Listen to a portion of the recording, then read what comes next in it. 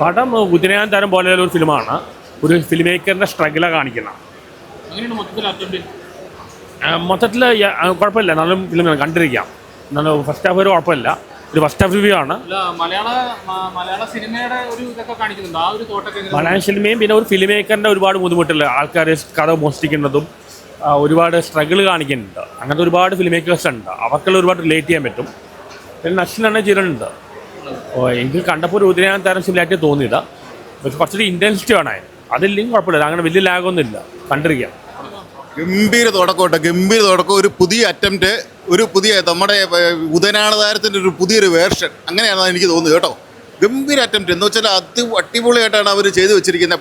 പടം ചെയ്തിട്ട് വേറെ ഒന്നും പറയാനില്ല. അത്ര ഗംഭീരമായിട്ടാണ് പടത്തിൻ്റെ ഓരോ വർക്കും നമുക്ക് ഓരോ പ്രതീക്ഷ ഉണ്ടല്ലോ പുതിയൊരു അങ്ങനെ ഒരു ഇതല്ല, ഒരു പുതിയ അറ്റംപ്റ്റാണ്. ഞാൻ ആദ്യമായിട്ട് ഇത്ര ഒരു ന്യൂ അറ്റംപ്റ്റിലേക്ക് ഇത് കാണുന്നു കേട്ടോ. നല്ലതായിട്ട് നസ്ലിനൊക്കെ അടിപൊളിയായിട്ടുണ്ട്. തുടക്കമൊക്കെ അതിഗംഭീരമായിട്ടാണ് ചെയ്തിരിക്കുന്നത്.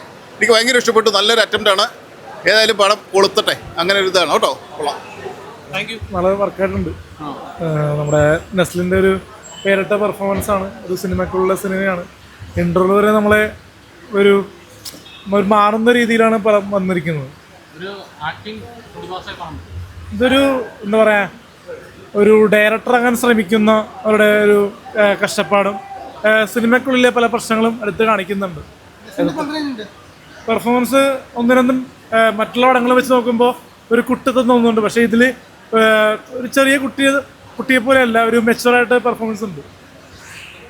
ഗംഭീര പടമാണ്.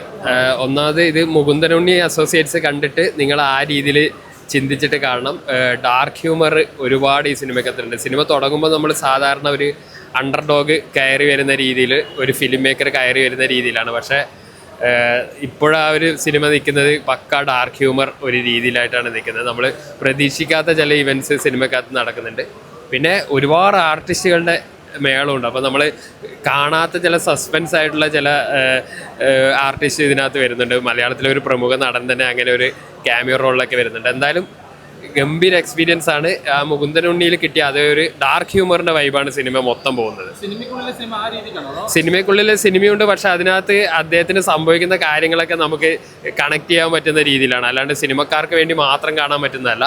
ഇങ്ങനെ ഏത് കാര്യത്തിന് ഇറങ്ങിത്തിരിക്കുമ്പോഴും നമുക്ക് ഉണ്ടാകുന്ന പ്രതിസന്ധികളെ അത് ഡാർക്ക് ഹ്യൂമറിൻ്റെ ഒരു രീതിയിലാണ് കാണിച്ചിരിക്കുന്നത്. രസകരമായിട്ട് വന്നു അത് പറയാൻ പറ്റില്ല. അതിപ്പോൾ നമുക്ക് എല്ലാവർക്കും എങ്ങനെ എടുക്കാൻ പറ്റുമെന്ന് പറയാൻ പറ്റില്ല. എനിക്ക് പേഴ്സണലി ഭയങ്കര ഇഷ്ടമായി സിനിമ.